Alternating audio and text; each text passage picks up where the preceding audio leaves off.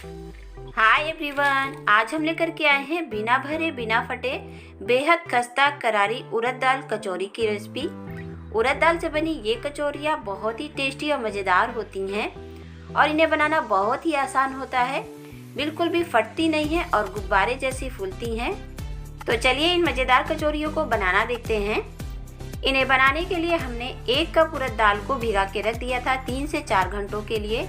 सर्दियों का मौसम है तो गुनगुने पानी में भिगाया था और अब ये बढ़िया से फूल गई हैं, तो इन्हें हमें धो लेना है। ये लीजिए, 2 बार इनको हमने अच्छे से धो करके साफ कर लिया है। अब इनको हम डाल देंगे ग्राइंडिंग जार में। इन्हें हमें पीसना है। दाल के साथ हम कुछ और चीजें भी पीसेंगे। तो यहाँ पे हम ले रहे हैं 2 इंच अदरक का टुकड़ा, 10 से 12 लहसुन की कलियां और 5-6 हरी मिर्ची। हरी मिर्चों को छोटे टुकड़ों में काट लिया है, साथ में अदरक को भी बारीक बारीक काटा है और लहसुन की कलियों को छील के लिया है। इसके अलावा हम लेंगे आधा चम्मच हींग।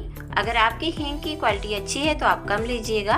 अब थोड़े से पानी के साथ इनको हमें पीस करके पेस्ट बना लेना है। तो यहाँ लीजिए, दाल हमारा पिस गया है। पानी के साथ पीसने से बिल्कुल फाइन पेस्ट बनके तैयार होता है। अगर पीसने में दिक्कत आ रहा हो तो थोड़ा सा पानी और डाल के और चला दीजिएगा। बिल्कुल बढ़िया से ये दाल पिस जाएगी। और अब इस दाल को हमें निकाल लेना है एक बड़े साइज के बर्तन में।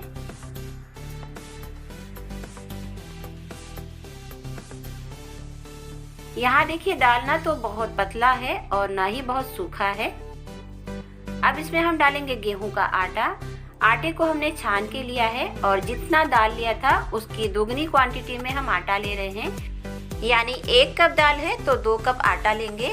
और अब इसमें हम डालेंगे आधा चम्मच अजवाइन। अजवाइन को हाथों पे रख के क्रश करेंगे, फिर डालेंगे। इससे खुशबू बहुत अच्छी आती है। और अब हमें डाल देना है नमक। तो यहाँ पे हमने 1.5 चम्मच नमक डाल दिया है, आधा चम्मच चिली फ्लेक्स और 1 चम्मच गरम मसाला लिया है। इसके साथ ही हम ले लेंगे रिफाइंड ऑयल या फिर मेल्ट करके घी लेंगे। तो 2 से 3 बड़ा चम्मच यहाँ पे हम ऑयल डाल रहे हैं। साथ ही में डाल देंगे बारीक कटी हुई धनिया की पत्ती। और अब इन सब चीज़ों को हमें ड्राई पहले मिक्स कर लेना है। आटे को गूंथने के लिए अभी हम पानी का बिल्कुल भी यूज़ नहीं करेंगे। पहले हम देख लेंगे कि दाल कितने आटे को सोख रहा है। उसके बाद अगर ज़रूरत पड़ेगी तो पानी डालेंगे, वरना नहीं डालेंगे। अभी जार में जो दाल लगा हुआ था उसमें थोड़ा सा पानी डाल के उसे भी निकाल लेंगे। अगर दाल पीसने में आपने ज़्यादा पानी का यूज़ किया है तो बिना पानी डाले ही ये आटा गूंथ जाएगा, और कम पानी का यूज़ किया है तो थोड़ा सा पानी डाल के आटे को गूंथना होगा। तो यहाँ देखिए, थोड़ा थोड़ा सा हम पानी डालेंगे और आटे को गूंथ लेंगे। बहुत ज़्यादा पानी नहीं लगेगा क्योंकि दाल हमारा पहले से गीला पिसा हुआ था। तो आधा आटा तो उससे गूंथ गया था और बाकी थोड़ा सा पानी डाल करके आटे को इकट्ठा करेंगे और गूंथ लेंगे। तो यहाँ लीजिए, आटे को हमने इकट्ठा कर लिया है। अब इसको हमें गूंथ लेना है। तो जैसे नॉर्मल रोटियों के लिए हम आटा लगाते हैं ना, बिल्कुल उसी तरीके से इसको गूंथ लेंगे। इससे थोड़ा सा ये सॉफ्ट हो जाएगा। आटे में उड़द का दाल मिला हुआ है तो ये हाथों पे चिपकेगा। इसके लिए आप हाथों में हल्का सा ऑयल लगाते हुए आटे को गूंथ सकते हैं। जब आप हल्का हल्का सा ऑयल लगा के गूंथेंगे तो ये बिल्कुल भी हाथों में चिपकेगा नहीं। और ये लीजिए, आटा हमारा गूंथ गया है। इसको हमने थोड़ा सा सख्त ही रखा है, बहुत ज़्यादा सॉफ्ट नहीं रखा है। आटे को गूंथने के बाद 10 से 15 मिनट के लिए इसको हमने छोड़ दिया था ताकि ये बढ़िया से फूल जाए। और अब इसकी हम लोई और चकली बना लेंगे। सूखा आटा लगाते हुए यहाँ पे देखिए हम इसकी चकली बना ले रहे हैं। और अब इसको बेलन से बेलते हुए थोड़ा सा बड़ा कर लेंगे। यहाँ पे इसको हमें पतला नहीं बेलना है, बल्कि कचौरी की तरह थोड़ा सा मोटा ही रखेंगे। इसकी मोटाई देख लीजिए, पूरी से डबल है। और आप चाहते हैं कि आपकी लोई चकली जल्दी जल्दी बने तो एक साथ ज़्यादा सा आटा ले करके पहले इस तरह से रोल बना लीजिए। उसके बाद नाइफ की मदद से इसको बराबर दूरी पे काट लीजिए। इस तरह से लोई जल्दी बनती है। अगर कचौरियों को बनाने के लिए आप अकेले हैं तो इस तरह से बनाएंगे तो जल्दी जल्दी बन जाएंगी। एक बार में 10 से 12 कचौरियों को बना करके रख लीजिए, उसके बाद फ्राई करिए। एक साथ पूरी कचौरियों को अगर आप बेल करके रखेंगे तो सूखने का डर रहेगा। उस टाइम एक साफ कपड़े को उसके ऊपर आप फैला दीजिए, वो सूखेंगी नहीं। या फिर प्लास्टिक शीट भी रख सकते हैं। तो यहाँ पे हम एक साथ 5-6 कचौरियों को बना रहे हैं। सारी लोई चकई को बनाने के बाद अब हल्का सा चकले पे ऑयल लगाएंगे और बेलन पे भी, और इसकी कचौरियाँ बनाएंगे। आप चाहे तो सूखा आटा लगाते हुए बेल लीजिए या फिर हलवाई स्टाइल में हल्का सा ऑयल लगाते हुए बेलिए। ऑयल लगा के बेलने से जब इसको फ्राई करेंगे तो सूखा आटा तेल में नहीं झड़ेगा और तेल बिल्कुल साफ रहेगा।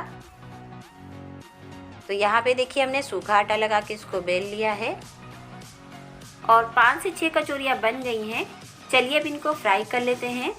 फ्राई करने के लिए ऑयल को गरम करेंगे और एक छोटा सा टुकड़ा इसमें डालेंगे आटे का। अगर यह तैरते हुए ऊपर आ जाती है तो ऑयल बिल्कुल परफेक्ट गरम है कचौरियाँ फ्राई करने के लिए। तो ये देखिए ये आटे का छोटा टुकड़ा ऊपर आ गया है, इसको हम निकाल लेंगे और अब कचौरियों को चलिए फ्राई कर लेते हैं। कचौरियों को ऑयल में डालने के बाद थोड़ा सा वेट करेंगे। जैसे ये तैर करके ऊपर आएगी, कलछी से इसको हमें घुमाते हुए प्रेस करना है और जैसे ही प्रेस करेंगे ये देखिए कचौरी हमारी फूल गई है। और अब इसको दूसरे साइड पलट देंगे। इन कचौरियों को फ्राई करने के लिए फ्लेम को हमने मीडियम टू हाई रखा था, लेकिन जैसे ही ऑयल ज़्यादा गर्म होगा तो हम फ्लेम को लो कर देंगे और दोनों साइड से उलटते पलटते हुए बढ़िया से फ्राई कर लेंगे। अब इसी तरीके से बाकी की कचौरियों को भी फ्राई कर लेना है। तो यहाँ पे बर्तन हमारा थोड़ा बड़ा था और कचौरियों की साइज छोटी थी, तो हमने यहाँ पे 3 एक साथ डाल दिए हैं। और जैसे ये देखिए तैर के ऊपर आया है, इसको हल्का हल्का सा प्रेस करेंगे और ये बढ़िया से फूल जाएंगी। इन कचौरियों को हम लो फ्लेम पे फ्राई कर रहे हैं क्योंकि इन्हें हमें खस्ता फ्राई करना है। अगर आप चाहते हैं कि आपकी कचौरियाँ कुरकुरी खस्ता करारी बने तो इनको लो फ्लेम पे फ्राई करिएगा। जैसे ये फूल के ऊपर आएंगी फ्लेम को बिल्कुल लो कर दीजिएगा और धीमी धीमी आंच पे दोनों साइड से उलटते पलटते हुए फ्राई करिएगा। फिर देखिएगा आपकी कचौरियाँ बिल्कुल खस्ता और करारी बन के तैयार होंगी। जब इन्हें हम लो फ्लेम पे फ्राई करते हैं तो इनको फ्राई होने में थोड़ा सा समय ज़्यादा लगता है, लेकिन ये लंबे समय तक करारी बनी रहती हैं, जल्दी से सॉफ्ट नहीं होती हैं। और अगर आप चाहते हैं कि आपकी कचौरियाँ सॉफ्ट हों तो उसके लिए आप फ्लेम को मीडियम टू हाई रखिएगा और फिर फ्राई करिएगा। एक साथ ढेरों लोई बनाने का तरीका तो आपने देख लिया है, अब एक साथ ढेरों कचौरी बनाने का तरीका भी देख लीजिए। इसके लिए एक बड़ी साइज की रोटी बनाएंगे और इनको 4 टुकड़ों में काट देंगे। तो यहाँ लीजिए एक साथ 4 कचौरियाँ बनके तैयार हो गई हैं। इन कचौरियों को हम हाई फ्लेम पे फ्राई करके दिखाएंगे। तो यहाँ देखिए फ्लेम हमारा मीडियम टू हाई है और जैसे ये तैर के ऊपर आई हैं इनको भी हम प्रेस करेंगे। बस छोटी सी ट्रिक है, इससे आपकी सारी कचौरियाँ फूलेंगी और बिल्कुल गुब्बारे जैसी फूली फूली बनेंगी। तो यहाँ देखिए कचौरी बहुत अच्छे से फूल गई है, दोनों साइड से अच्छे से फ्राई हो गई है। अब इनको ऑयल से बाहर निकाल लेते हैं। अगर आप बिगिनर हैं और कचौरियाँ बनाने में आपको दिक्कत आती है तो इस तरह से उड़द दाल की कचौरी बना के देखिएगा, बहुत ही टेस्टी मज़ेदार बन के तैयार होती हैं। यहाँ पे दोनों तरीके से बता दिया है हमने कि आप खस्ता करारी कैसे बना सकते हैं और सॉफ्ट कचौरी कैसे बना के तैयार कर सकते हैं। तो दोनों ट्राई करिएगा, बहुत ही आसान तरीका है इनको बनाने का। आप इनको चाहे सब्जी के साथ खाइए या चटनी के साथ, चाय के संग ये गर्मा गर्म कचौड़ियाँ खाने में बहुत ही टेस्टी और मज़ेदार लगती हैं। तो आप भी इसको ज़रूर ट्राई करिएगा, आपको बहुत पसंद आने वाला है। और यहाँ पे देखिए हमारी करारी खस्ता कचौरियाँ भी बनके तैयार हो गई हैं। ये लंबे समय तक करारी रहती हैं, जल्दी से सॉफ्ट नहीं होती हैं। इनकी क्रंचनेस देखिए,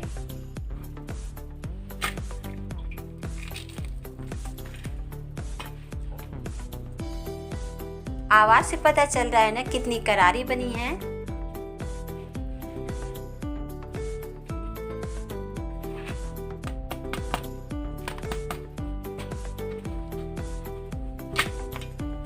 बहुत ही क्रिस्पी और करारी बनी है। उम्मीद है ये वीडियो आपको पसंद आई होगी। वीडियो पसंद आए तो दोस्तों में भी शेयर कीजिए, चैनल को सब्सक्राइब कीजिए और बेल आइकन दबाना ना भूलिए ताकि आने वाली वीडियो की नोटिफिकेशन सबसे पहले आपको मिले। Thank you watching for this video.